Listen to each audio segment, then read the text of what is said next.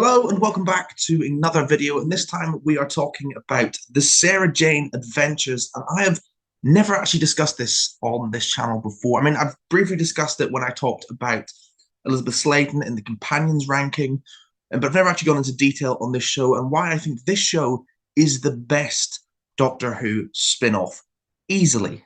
It has the best characters, it has the most consistent storytelling, it doesn't quite reach the same heights as, say, Torchwood with Children of Earth, but then nothing does.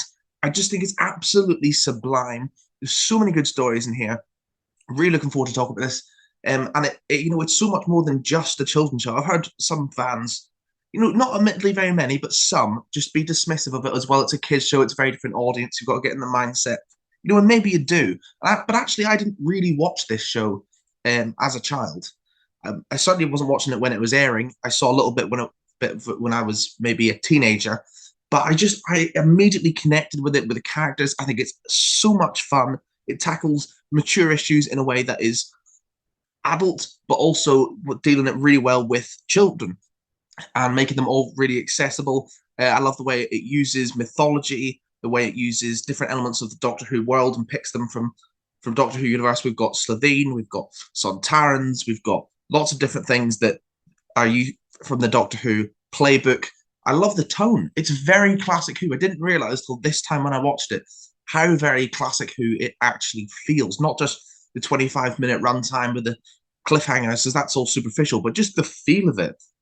I don't know what it is. Maybe it's Elizabeth Sladen herself, but it just feels like the bit where classic Who and new Who meets more than just superficially, just in terms of the way that the tone feels.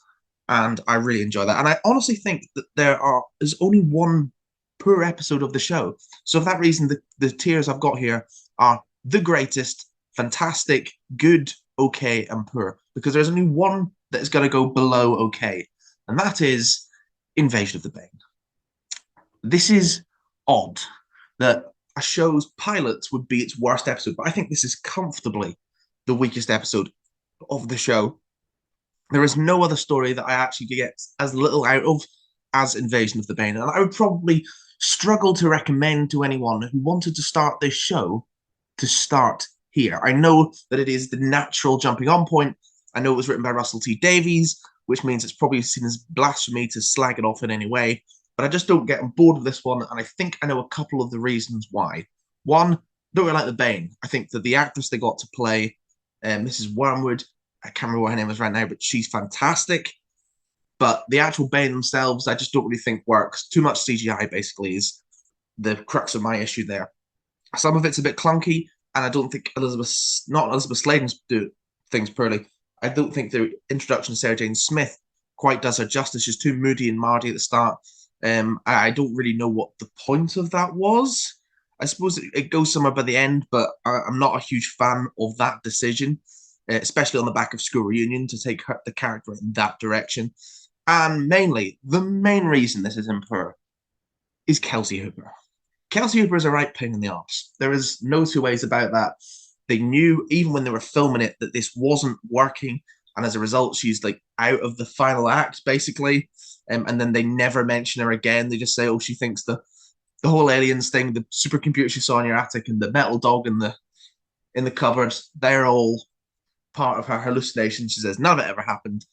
And then she moves off Bannerman Road and is never heard of again. And thank God someone had the wit to go, this isn't working. It's not going to work with her because she is so irritating. It's beyond belief. And some of the hello fellow kids dialogue, not just with her, but with other characters, is a bit awkward. It does have a very early Russell T Davies feel about it. It's very kind of like very 2000 and mid 2000s, really, I think would be the best description. With all the adverts and the between the adverts and the haircuts and the skateboarding and all the stuff. I know it just feels very dated in a way that honestly the rest of the show doesn't. But overall, I just don't enjoy this one. I don't think it really works. It is, perfectly fine as a pilot. Introduces all the basic concepts well enough. But honestly, I would just recommend you jump on board with Revenge of the Slitheen, which is okay. Series 1 is a bit ropey of Sarah Jane Adventures. It only has one clear standout episode for me, Revenge of the Slitheen is a lot of fun. It's the Slitheen are, in general, in Doctor Who anyway, an alien I hate. I really don't like. Actually, don't dislike the stories they're in. I just dislike their part in them. And I think that they translate really well to the Sarah Jane Adventures. And I didn't really remember that. I was like, oh, Slitheen stories. But actually, they're pretty good. And I think the whole "my teachers are aliens" concept is the perfect starting point for a kids show. And I think it's really well done. I think all the actors playing the Slitheen, as always, are just having a blast. There's so many like fun, campy performances in the Sarah Jane Adventures where they bring in someone who's like a well-known actor and they just let them go off the wall on one. You know, Bradley Walsh and Day of the Clown, Saran Jones, Donald Sumter. You know, the people, they just go so overboard, and it's absolutely delightful to watch. And you can tell the actors are having fun doing it. Slitheen are great in this story. I love the child of the Slitheen. I think that's some really good stuff. But I think this just works much better as the pilot. Yes, we need to know about Luke and Maria. Maria says she's seen an alien in Sarah Jane's garden, and Luke's created by the Bane. You know, we've got all this backstory. But when I first watched this, I didn't watch Invasion of the Bane first. I watched Revenge of the Slitheen as my opening point. And I think it actually works perfectly well as an introduction to the series. And it introduces the series' best character in Clyde Langer, played brilliantly by Daniel Anthony. And whilst both Yasmin Page and Tommy Knight occasionally in the first series are a bit wooden, Daniel Anthony is older than both of them. They're both actual teenagers, 14, 15, 13-year-old teenagers. He was an actual adult playing a teenager, and you can tell the difference. And explains why they always cast adults to play teenagers, because his acting is vastly superior to either of those. Both of them get better as time goes on, as they get more comfortable on screen. I don't want to criticize them, but Daniel Anthony is clearly just so comfortable on screen, and it's really a joy to watch. There's some really good stuff. I love the big stakes, and because we get to reintroduce to everything through Clyde's view, it can also act as just a stepping on point, really. I have the Gorgon. Also okay. Not amazing. Not amazing. Not as good as I remembered it either. But it does have some fun things. I like the way the nuns use this idea of manipulation of religion. I think the way they do dementia with B is brilliant. And Rusty Davies was very conscious. He said that he didn't want to just have her magically cured of dementia at the end of the story, because young viewers may have grandparents or aunties and uncles or people they know in their normal lives who might have dementia. He didn't want to just press a magic reset button on them. And I like the way that storyline's done. There's a really beautiful moment at the end, but it doesn't go too far over the top the way that some stories could have done, and in Doctor Who Universe have done, with resetting things like that. I think Rusty Davies is very clever about things like that, and this is one of the issues that I think he dealt with really well. I know he wasn't actually writing this story, but you know, he was still overseeing everything and very conscious that that's what he wanted to do with the show. Gorgon, brilliant. I love it when they bring elements of mythology into the show. Lots of really good stuff with Clyde in this story. He's great. Maria, Alan getting turned to stone is one heck of a cliffhanger. Really top-notch stuff, and it gives some really good comedy moments in the second half as well as some serious dramatic moments, because you always kind of know that the world's not going to end, but actual consequences beyond that could be quite serious. Is Alan going to remember what's happened to him? You know, what's Chrissy going to react to seeing this? I think stuff like that is very important as well. Yeah, I think Gorgon's a solid one. Warriors of Kudlak. Yeah, most of Series 1 sort of fits in this sort of middle ground, I think. Again, it's a fun concept. If you're doing your Aliens show for a CBBC audience, the idea of Laser Quest and then leading to a war in space, brilliant concept. Loving all that stuff. Some really good stuff done with Luke and Clyde. Sarah Jane and Maria are off on their own. There's sort of two different plots going on there. I like that they're not both working on the same plot. Clyde and Luke are just off having fun, and then they end up in the trouble, whereas Maria and Sarah Jane are investigating from the very beginning the story of a missing child. And I think there's a lot of really good things in that. Kudlak's great. Mr. Grantham is great. Something doesn't quite click about, I don't know.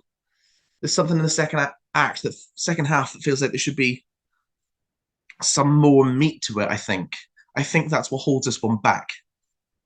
The One exception to the series one being a bit middling rule is whatever happened to Sarah Jane. This is immense storytelling. I mean, on a sheer conceptual level, this has what happens if Sarah Jane is like literally edited out of the universe and only Maria can remember her. It allows Yasmin Page, who is brilliant in this story as Maria, it allows her to be front and center. And then Maria gets edited out of existence. And it's up to not Luke, not Clyde, Alan Jackson, who does not know anything about aliens or any of this stuff, to work everything out. We have the Trickster, the best villain on this series. The way he is shot by Graham Harper is terrifying, genuinely terrifying. I love this about Sarah Jane Adventures as well. It's quite scary at points. Like, it's quite sinister and freaky, especially for a young audience. And I did watch this a couple of years ago with with my brother who's younger. I remember he was quite freaked out by some of these. So I just think that in the first two Trickster stories, which are both directed by Graham Harper, he's shot in a very different way, and it's horrifying. And the direction of the story is brilliant all round. I love the way it ties back in with Sarah Jane's past. I love the Trickster stories because they dive deeper into this character who we've known for such a long time, but it really picks apart her past, and answers sort of the questions that the classic series never really addressed about where she was from, where she grew up. It's just not the nature of the show in the 70s. In the 60s, they would have probably gone into a lot of that stuff, but by the time in the 70s, they weren't really going back into companions' backstories and stuff. It just wasn't the way they were doing things. So I like that the show peeled back the layers a bit with her character. So many good things, an amazing cliffhanger. The woman playing Andrea Yates, absolutely brilliant. The bit where she says meant to die, there's such scorn in her voice, and she isn't a villain. Yes, she's almost the antagonist of the story, but she's actually just a child who died, desperately trying to cling on to life, who made a stupid decision, but admittedly, a stupid decision that everyone would make. Everyone in that moment would make that call, as selfish as that seems. And I think just exploring those kind of consequences was brilliantly done. There's a lot of great stuff, and allows Maria and then Alan to step up to the plate. Trickster's amazing. So yeah, this is a top tier story for me. The Lost Boy is good. Surprising to me, it turned out I'd never seen The Lost Boy before. I thought I'd seen the whole show. I remembered bits of this. I don't think I've seen the whole thing. This is the only story that I didn't remember things from, so I'm assuming that I've never seen it in full before, even many years ago when I watched this show for the first time. And this was really enjoyable. It turns out all you need to do is remove the fart jokes, and the Slitheen suddenly become a compelling villain. And they're so vindictive in this. All the actors are having fun playing them, but they're like vindictive, and they don't have to be bigger actors. They're just allowed sort of skinnier actors to take the parts. And I think it really works. They just have some throwaway line about fixing the compression on the suits so that they can all get slimmer and not have to have all the fart jokes. So much better. It's unbelievable. The Slitheen work better here for me than anywhere else. But to me, this is just gaudy sci-fi, proper weird stuff going on left, right, and center. There's like 5 different plots. There's this telekinetic energy. There's Mr. Smith. The Mr. Smith stuff in this is brilliant. I love Alexander Armstrong's performance. I love the way it puts Clyde in. Some of the best stuff is just Clyde trapped inside Mr. Smith trying to contact Alan somehow.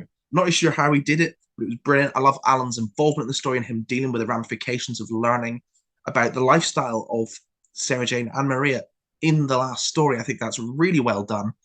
There's a lot of fun plot points like that. Also for the Xylox, the way all the plots fit together. First appearance of Professor Rivers, and it's just bonkers and weird. Like, they try and like wire Luke up to bring the moon down to Earth to destroy the planet using this telekinetic thing that like bounces basketballs around the place. It's proper mental stuff, and it's really enjoyable just for the sheer level of what the flip's going on that it is operating on, which is way higher than any other in the show. Series 2 is when the real good stuff gets started, and I mean real good stuff. The Last Sontaran is the best Sontaran story since 1973. It's the best Sontaran story since The Time Warrior, the original Sontaran, where we had Lynx, who was excellent, and this is the best Sontaran since Lynx. This is Commander Karg, and it's just he's Karg the Bloodbringer. That's his name, Karg the Bloodbringer. Sontarans have never been as scary as they are in this. As maybe not scary isn't the right word. Intimidating. They're intimidating. Brilliant cliffhanger. Great plot. There's this bit early on in the story where Sarah Jane decloaks the Sontaran ship and she realizes what she's fighting and she's just panicked. Sheer raw panic. She's like, I have to get out of here. We have to get out of here. This is too big for us. We have to go bring in unit. Now, obviously, she's not able to bring in unit or else we wouldn't have a story. But man alive, this is just such a good plot. And our child's cast are suddenly stuck in this really dangerous situation. I love how Alan and Chrissy play a part in this. I love the storyline with Maria leaving with her dad. With all the ramifications of that, and nice little character moments that are scattered all throughout the story. There's so many good bits of that, but it's all about the Sontaran. It's all about Karg. He is excellent. His performance is really, really good. I love the design and the makeup and the decisions in terms of his motivations. And it's nice to have like this little epilogue to the Sontaran two-parter in Series 4, Sontaran Strategy and Poison Sky. That's Series 4 of Doctor Who, obviously. And yeah, it's just a really good story. I think it's the sort of thing that the spin-off should have done more of. I mean, Torchwood Series 1 has Cyberwoman, which is sort of an epilogue to Army of Ghost Doomsday, rubbish as it may be as an epilogue to that. The Last Sontaran, I think, is a much better version of that. It's tied on to the end of a Doctor Who series, but it's not too referential. There's like, oh, he's been here before and the Doctor's defeated him. You don't need more information than that. But it's also, I think, really ties that together really well. And, you know, it's not Cyberwoman, which is always a bonus. The Day of the Clown is it for children, apparently. I've never seen it, so I'm going to have to take their word on that. I think this is excellent.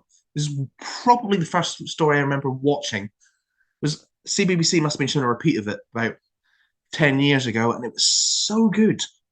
I was like transfixed. I thought it's creepy. I still think it's creepy to this day. I don't even have a fear of clowns. I think it's really creepy. Bradley Walsh is bringing his A game. He's so intimidating in this. I love Rani. Rani is Clyde and Rani, best characters in the show, without question.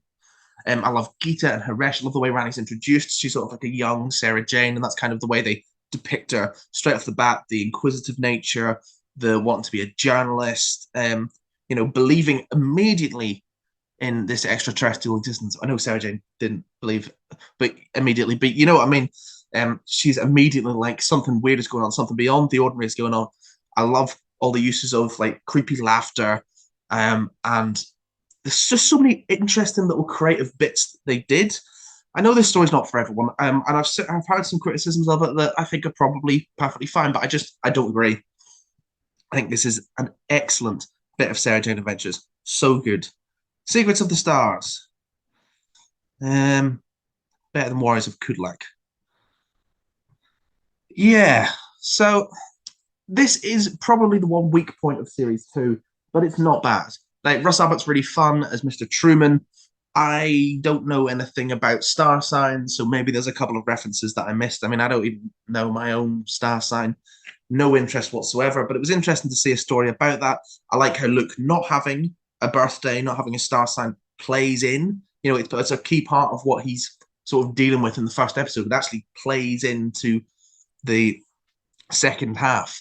I think there's good things like that. I like what it does with Geeta and Haresh. There's some really good weaponization of characters because our own characters are suddenly being used against us, especially Clyde early on. There's some really interesting visuals, you know, the red lights, the way they permeate above around people. And it's a very interesting plot, like these lights from before the universe coming back to take control. Proper bonkers stuff, but I like that. I don't think it's nowhere near as memorable as the other stories in the series. It's very easy to forget this one. But, you know, it's perfectly serviceable and pretty enjoyable. But because it's in this series, you just sort of forget that it happened. Mark of the Berserker. Better than Day of the Clown.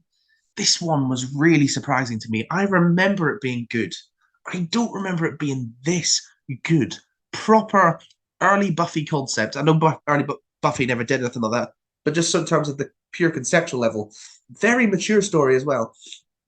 You know, the way that it deals with the themes of parenthood addiction and control, and all three of these things. Like, Paul has made a complete mess of his relationship with Clyde. In this story, Clyde's father returns, and he Clyde, in an attempt to seek his approval as validation, tells him, about what they do, about Bannerman Road, about the attic, about Mr. Smith, and then when he's there, he picks up the pendant.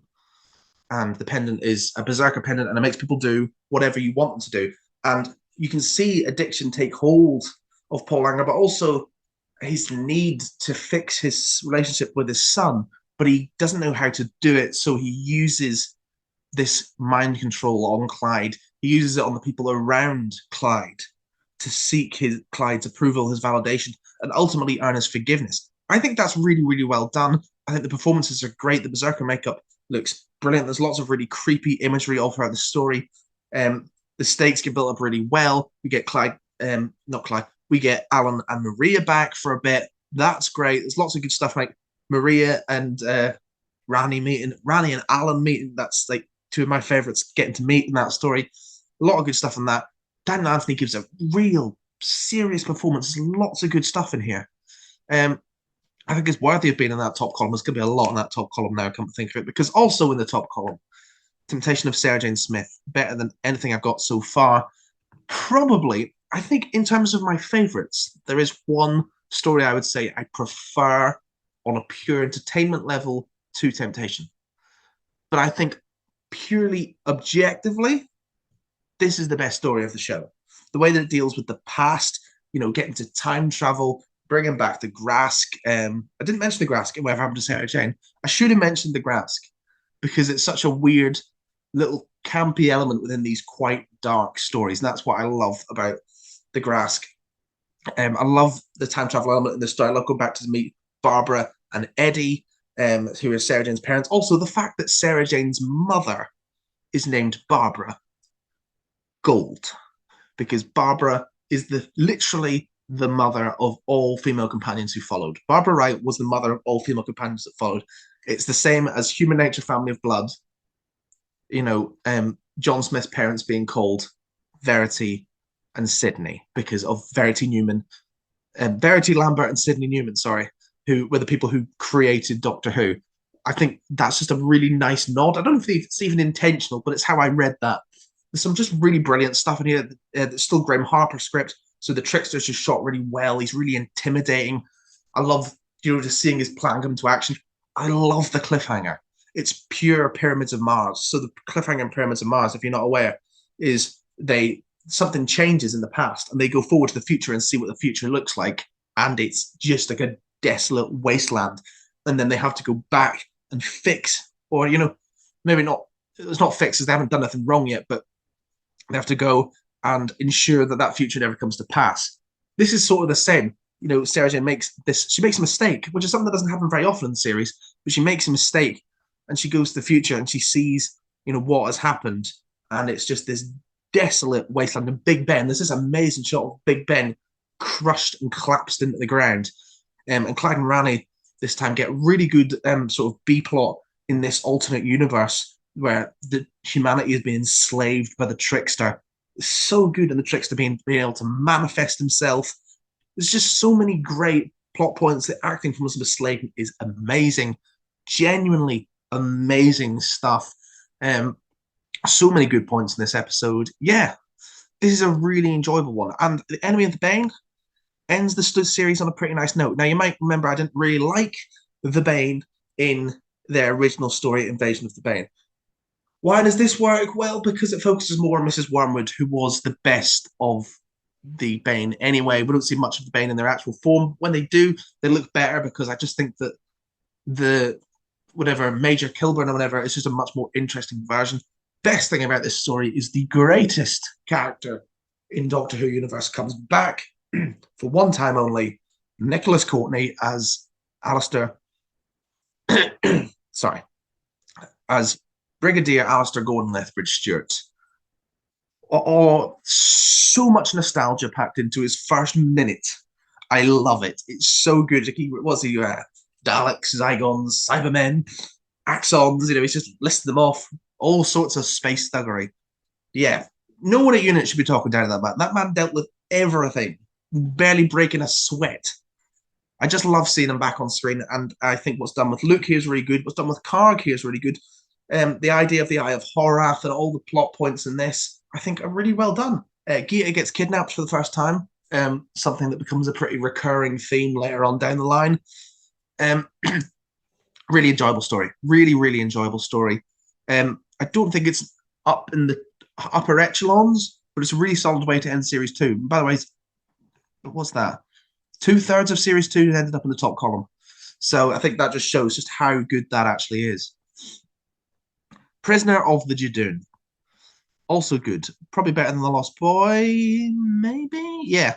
Can I just say the design on, oh, what's his face?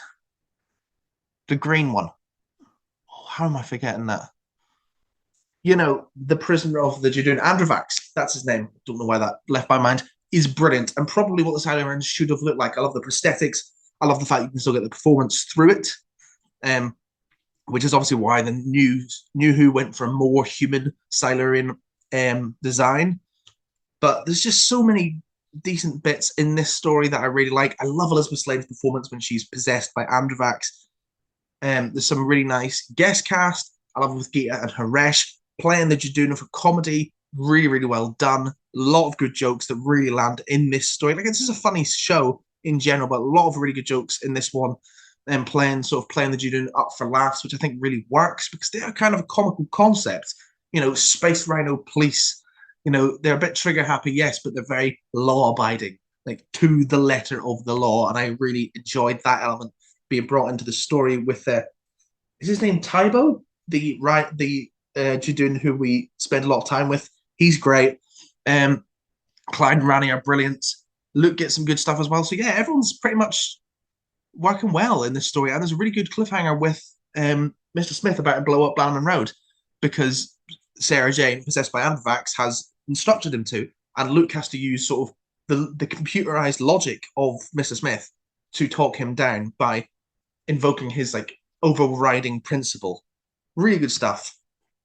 Mad Woman in the Attic. Underrated.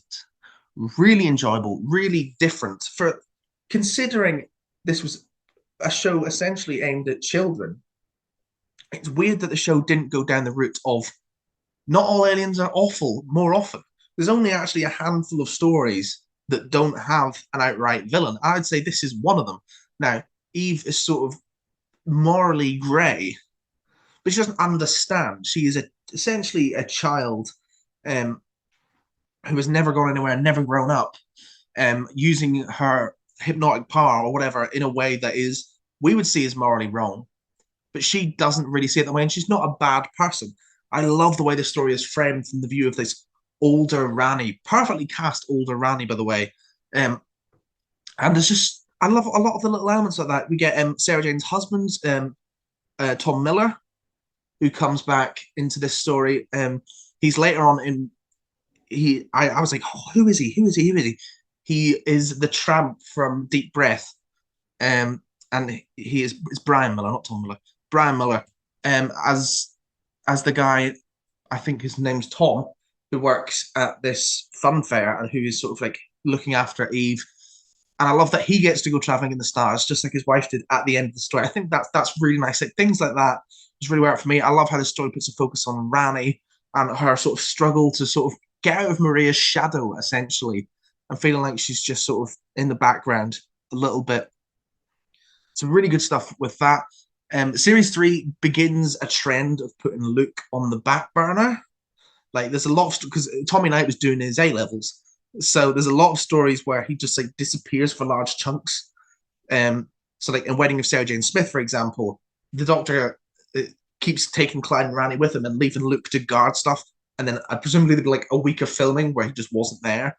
And they do the same here. It's decently done. You know, he just has to stay at the flat, not the flat, the care home that Rani's friends in. Interesting acting from him. I think he's a bit wooden, but you know, I don't know why this story works for me. I think it's because it's weird and off-putting, but also it has the alien as just a misunderstood child rather than a malevolent force coming to take over the planet. And I really like that because I feel like a lot more of Sarah Jane Adventures could have been like that. You know, it could have been them having to actually help the aliens rather than defeat the aliens. I think that would be really, really good. But they didn't go down that route very often. When they did, I think it's consistently done well. I would say The Empty Planet, the aliens, again, they're just morally grey. They're not evil. And The Man Who Never Was, the aliens are actually the victims. And it took right to the very end of the show, 27 stories in, to get to that point. The Wedding of Sarah Jane Smith is fantastic, but it's not the greatest. Of the three Trickster stories, this is easily the one that's the weakest. But it's still very enjoyable. There's lots of good stuff. I really enjoyed David Tennant's appearance. The second part where we're like trapped in a dreamscope almost, but like this white, opaque place where the house is trapped in a second, and there Sarah Jane's trapped in another second, and the two can't cross over, but they can almost like hear each other walking around. There's lots of cool ideas in that. I just seeing Tennant interact with the Sarah Jane Adventures crew is so much fun. He doesn't just get to play with Elizabeth Sladen and John Leeson again, but he's with Clyde and Rani as well, and that's so much fun. And I love how he's like immediately just like, hang on, you two are pretty good companion material. If only someone had had the brains to suggest that at some point since the Sarah Jane Adventures ended, because those two would be perfect companion material, and we could skip all the what are aliens thing. We could just jump in. Come on, Russell, let's do it. Clyde and Rani in the TARDIS. It would be class. I love the element of the story with Nigel Havers, his character who is getting married to Sarah Jane Smith. And I love the resolution to that. I think it's really well done. The Trickster in white doesn't really work. I understand it's more for his he's the angel route. But even when he comes back, they don't film him quite the same way as Graham Harper did, and he doesn't work quite as well. I don't really know why this isn't in the greatest column. Just when I was watching it, there was a couple of things that didn't quite work. It's still really, really good. Very enjoyable watch. I could sit down with this story anytime and have a blast. But it's not quite as good as this stuff, as the top column. The Eternity Trap. Above or below Wedding Surgeons? Probably below. I really enjoyed the story. Dawn Sumter is so much fun. This is another one that goes in the underrated. People often think about the Slitheen stories. The Slitheen stories seem to get good reputation, and Enemy of the Bane gets good reputation. People forget about the Madman in the Attic and the Eternity Trap. I've never heard anyone talk about this story ever. It was so enjoyable to watch. Shot in the dark, spooky ideas, really interesting way to do a ghost story. Maybe the best ghost story in the Doctor Who universe. Well, there's a couple of good ones, but I think this is certainly up with the top end of that spectrum. And I think Dawn Sumter is just so much fun as this like old mad wizard who's trapping people in this house. There's lots of really good horror imagery, like basic horror imagery. It's not reinventing the wheel, but it's doing the wheel really, really well. Lots of fun bits. Luke's actually entirely out of this story. I thought he had like a cameo on a phone, like phoning up, but he's not in the story at all. Tommy Knight is totally out of it. So we just have what to me is the best Sarah Jane Adventures cast, which is Sarah Jane, Clyde, and Rani. Brilliant. The three of them together are just the best people in the show. There's no two ways around that. And I think the Eternity Trap is just a lot of fun. It's quite creepy. It has some nice, heartwarming ideas in there. There's some spooky elements as well. I mean, what more can you ask for? And Donald Sumter is camping it up to 11. That laugh alone is the campest thing I've ever seen. Mona Lisa's Revenge. Good, but not as good as I remembered. It is a very fun idea. Really fun idea. I mean, reanimating a painting, and then she's able to like take paintings and stuff. I just don't think they go far enough with that idea. Like we reanimate one painting with guns. I just think we could reanimate so much more. We could have things thrown into paintings, and we could have things from paintings come out and be weaponized against our team. I think that'd be a really fun dynamic. We don't have enough of that for me. Saran Jones is a lot of fun, but I don't know. I don't know how I feel about her, just the way she's written. There's some nice moments, but a lot of it's very over the top. But I've defended the over-the-top stuff before, so I'm going to have to say it's still fun. I just think there should have been a little bit more substance to that. Um, but she's good. Saran Jones plays it really well.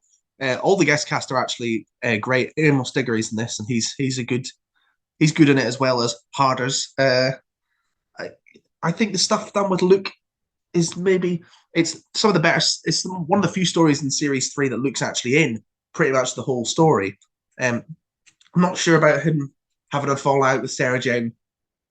I don't know. Some of that felt a bit off, but for the most part, I think this stuff is really good. I like that it puts Clyde and his artwork and it progresses that storyline forward. And I love that Mona Lisa gets a Sontaran blaster. But I think the main thing is the concept. The Mona Lisa escapes from her painting, gets herself a Sontaran weapon, and tries to release an abomination painting from the 16th century. That's a gem. That is a gem on paper. Does it all come together as well as it could? Maybe not.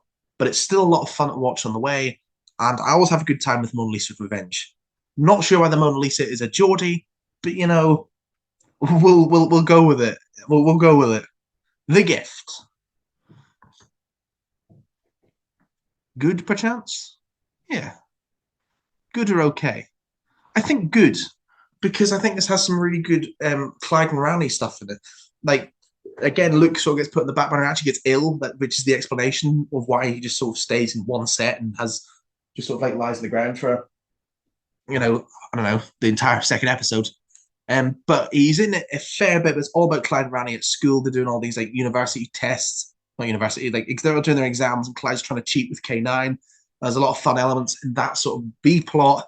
I like having Miriam Margolyes and Charles Dickens, Simon Callow as the Slitheen, the Blathereen, sorry, or Blathereen Slitheen to give them their full name. I forgot about that twist actually, that they're actually sort of half Slitheen by marriage or whatever. I think it's a really interesting concept. I love the fact that we get to have dinner with aliens.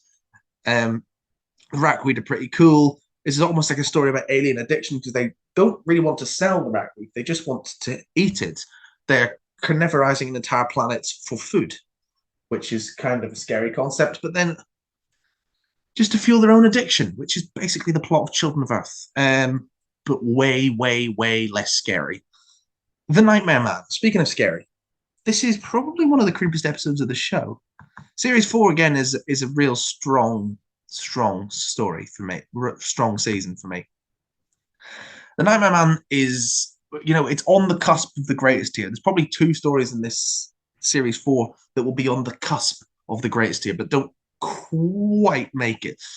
I love the stuff done in this story. The stuff done with Luke to give him a proper goodbye. His acting is really good in this Tommy Night. It showed just how much he's grown from, you know, the early stuff. Invasion of Ben, Veg of the Slitheen. He's grown so much as an actor and as a person. He just looks so much older. There's an interesting thing where Clyde and Rani were cast as like 20-year-olds playing 15 or 16-year-olds, and Luke was actually the right age. So Clyde and Rani look almost exactly the same. Like Rani's got a different haircut, but they look pretty much the same between Series 2 and Series 5. Whereas Luke just grows and grows and grows and grows and, you know, matures and just gets older.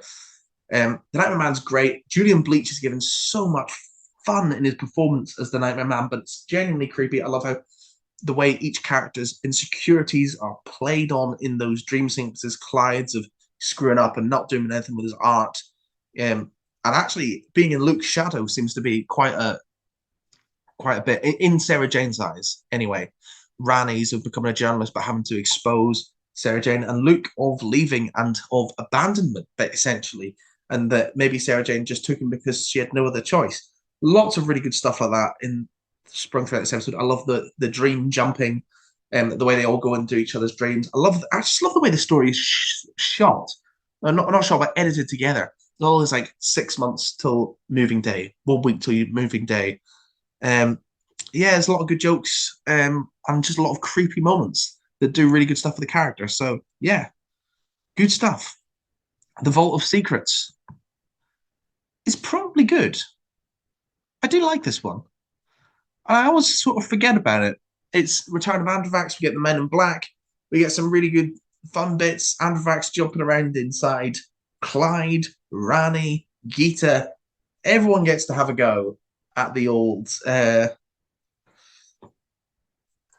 Androvax routine and gets to sort of camp up their performance because they're playing having this lizard man inside them who's controlling their every movement. A lot of that stuff's really good. I like what we do with Gita.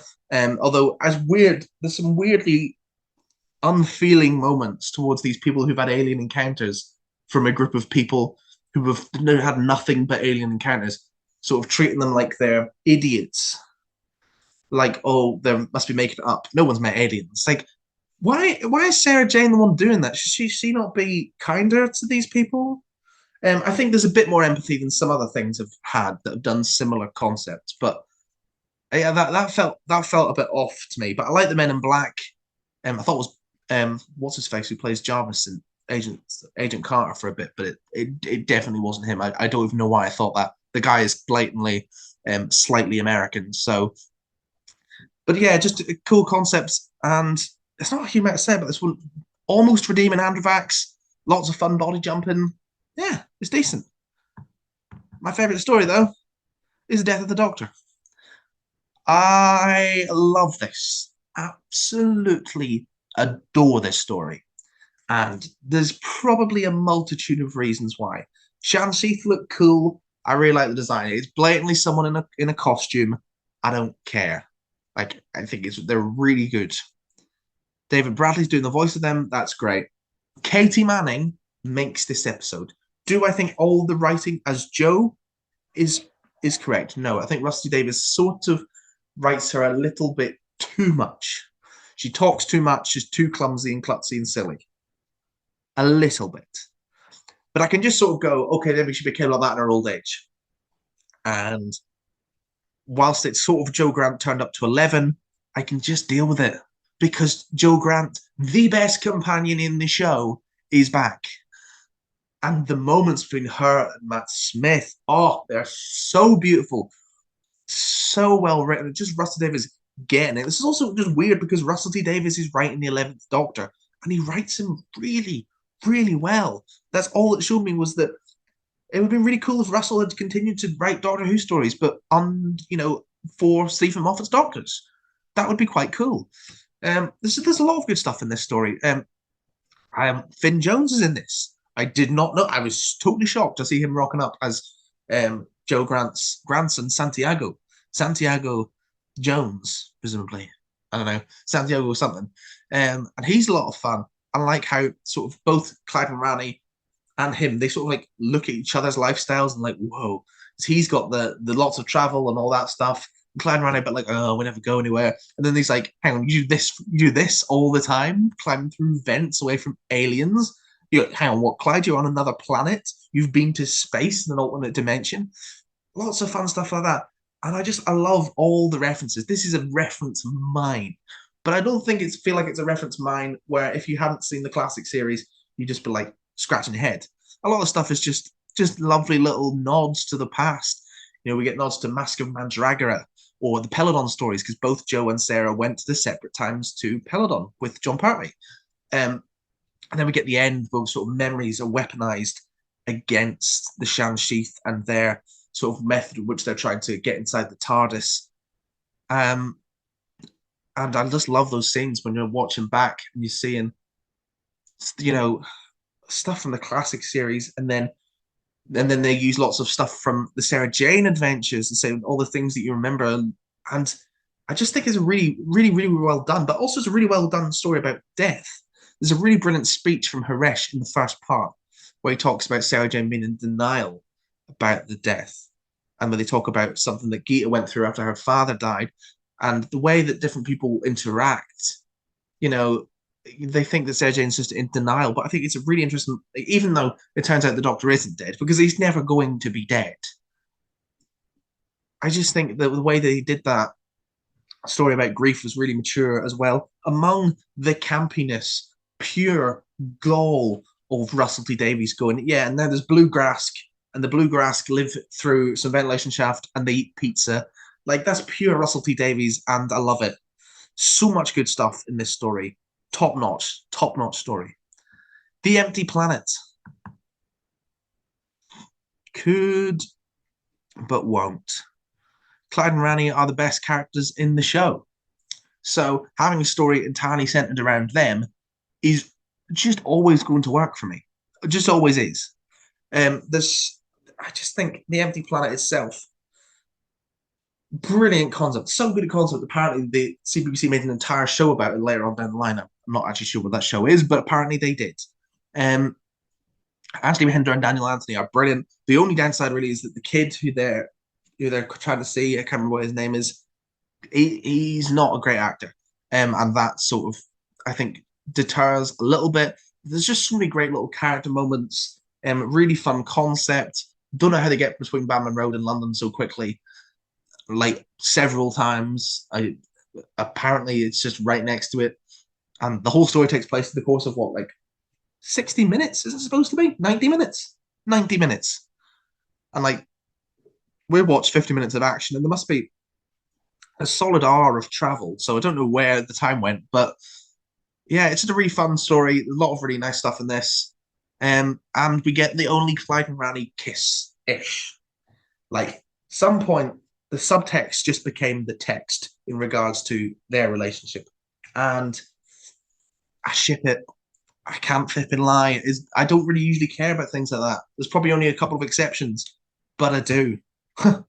I really do. Now, Lost in Time is really good. Really top-notch story. Chuck it in with the very best up there. It's a 10 out of 10 for me. It really is. It's that good. And it's just straight away, like also within the first 3 minutes, they walk into a place, meet a guy and a parrot. The guy and the parrot open up a portal and send them all to 3 different time zones. Bang. No introduction. That's it. We have no time to waste. Straight away. Clyde is in 1941 and he's got to deal with a Nazi invasion. We've got Rani in the 16th century with Lady Jane Grey, and we've got Elizabeth Sladen in the 19th century in a haunted house. Brilliant. The way those 3 plots interweave, excellent, because all 3 of these stories are excellent. The Sarah Jane one, where she's with Emily Morris in the 19th century in this Victorian house and dealing with this fire in the future. Really interested, really creepy, very much shot in the dark. Nice little concept, haunted house stuff, brilliant. Rani is in a classic Doctor Who, pure historical, with one little alien. Actually, not really, just trying to preserve history because someone's trying to assassinate Lady Jane Grey and begin a war. That's it. Loads of little, lovely, beautiful little moments. And Clyde is with the flipping Nazis in the 1940s and dealing with their racism, which for some reason the BBC cut on BBC iPlayer. They cut the Nazi making the racist remarks to Clyde. Like, why would you do that? Do not censor them to try and remove bad. They're Nazis. That's the point. That the censoring on the BBC, I've noticed a couple of times. I just don't understand why they don't just do what BritBox does. Put a note, contains racial language, contains such and such. Don't edit it out.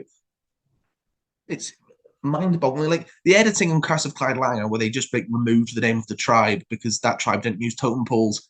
Fine, that's not. But removing a racist remark made by a Nazi, which immediately means that it then cuts to a big speech Clyde gives about Nazi prejudice and why their prejudice means they'll lose, means that speech is still in there. There's just not really any.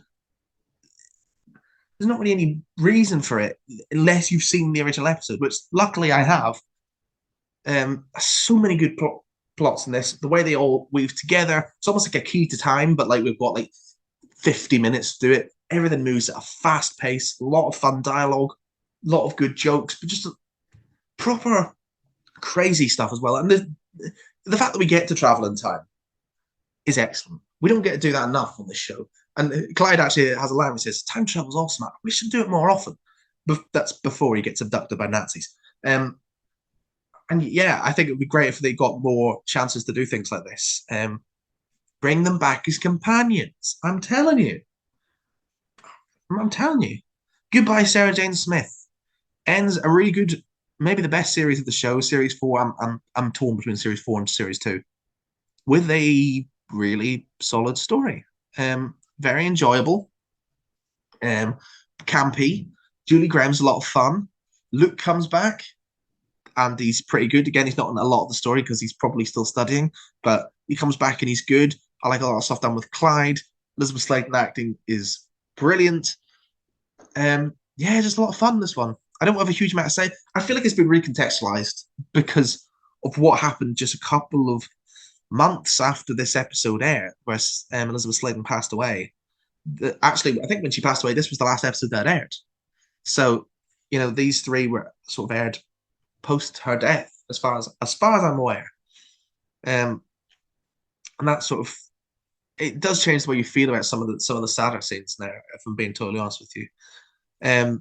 But I just think it's a solid story. Like, some people have ranked it up the upper echelons of. I don't think it's as good as a lot of this stuff, but it is pretty good. Sky is okay. Probably the weakest episode of the show since Invasion of the Bane. It's kind of a soft reboot, reintroducing a character who can be like an audience surrogate for a younger audience, which is what Sinead Michaels' character was. I don't know if it was conceived that way, but that's sort of just how it ended up being. I think Sky is a really good idea, really good concept. This story just doesn't really come together. I don't know what it is.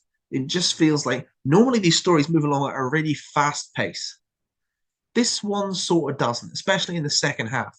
In fact, I watched it a couple of days ago and I couldn't tell you what happens in the second half. Like, okay, so Sky grows up and then they break back into the place they've already broken into, and then we solve the plot. That's it. There's no real. Clyde and Rani get a really good bit at the end where they have to, what do you call it?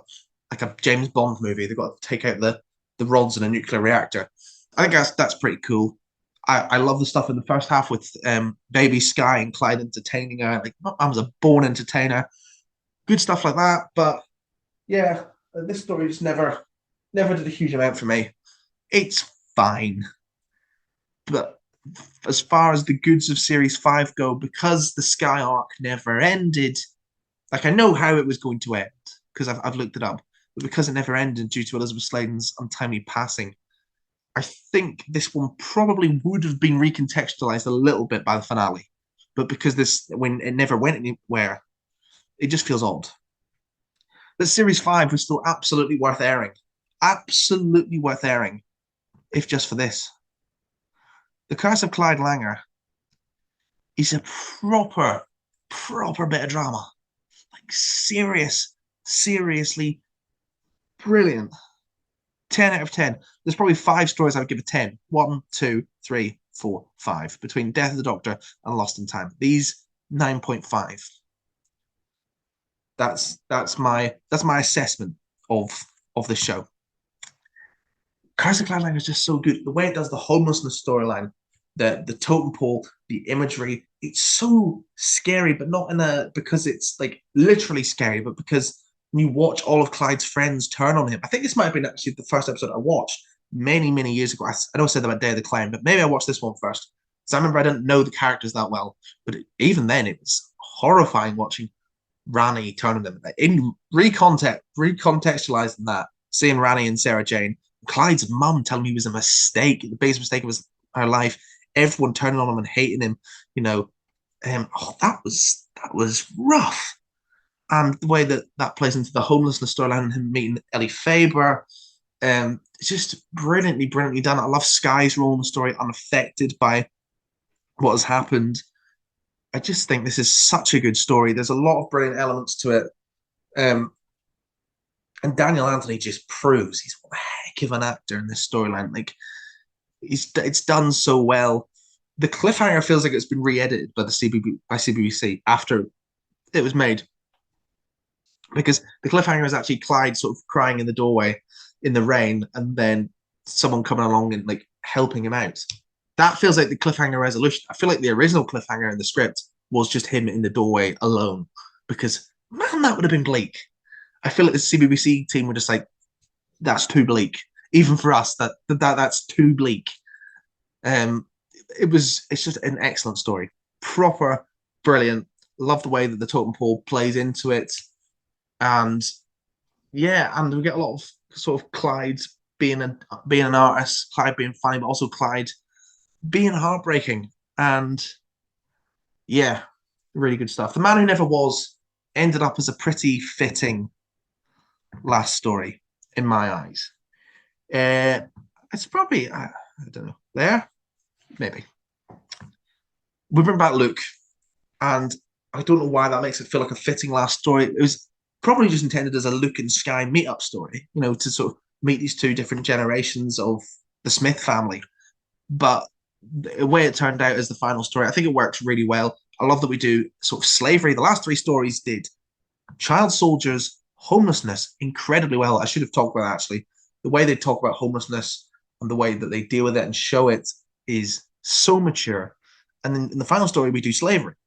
And it's done, again, it's done really well. I love, there's a lot of brilliant comedy in this story. Actually, really, really funny, but also it has the darker moments and it has the good character moments. Clyde and Rani get put on the back burner for a little bit when they emerge towards the second half of the story and play a key role in the eventual thing. They even get a ship named Clanny off of Luke. Luke shipped it as well. Fair enough, my son. And yeah, I love the ending with Sky in control of Joseph Surf's dialogue and him just going totally off the rails. It's so much fun. The very idea is brilliant, and yeah, it's just a really good story. I probably should mention at the end that I think I've watched Farewell Sarah Jane, or maybe Farewell Sarah Jane Smith. That would be in the top column as well. I bawled my eyes out. Like, I'm not a particularly emotional person, but it was quite sad when I watched the end of The Man Who Never Was. There's like this lovely speech and there's all these shots of things that we've done in the past, and it ends with Luke, you know, sort of helping Sky to settle into a new room, and sort of, you know, they've developed a sibling bond. And I was like, oh, this is actually quite emotional because, you know, because of the meta context of we know what was happening at the time, we know the reason why no more episodes got filmed, and then going back to see the Farewell Sarah Jane Smith video, when Geeta started talking about how she was the best friend she could have, I was crying. I was crying during Clyde. I was crying during Luke. I was crying during Rani's bit. Really lovely, really well done. Beautiful tribute from Rusty Davies. And to me, like, just look how many are in this top column. These are all great as well. You know, I enjoy all of these, and these are all decent to watch. Just this is the only stain on the whole thing. And no other spin-off even has a remotely close to this. Sarah Jane Adventures is good from Series 1 to Series 5. Torchwood is good in Series 2 and Series 3, and Series 1 and 4 guff. Genuinely rubbish. Class is half good in Series 1, but doesn't really have the legs to go any further, because actually I think Class of Series 1 is better than Torchwood Series 1, but it just doesn't have the potential. This, to me, has Clyde and Rani the best characters in any Doctor Who spin-off. It has Elizabeth Sladen, the best as Sarah Jane, the best lead in any Doctor Who spin-off. This is the reason why I was able to deal with the change between a male and a female Doctor, because I'd already seen it. She is the Doctor in this show. She is excellent. And this show is absolutely brilliant for her performance.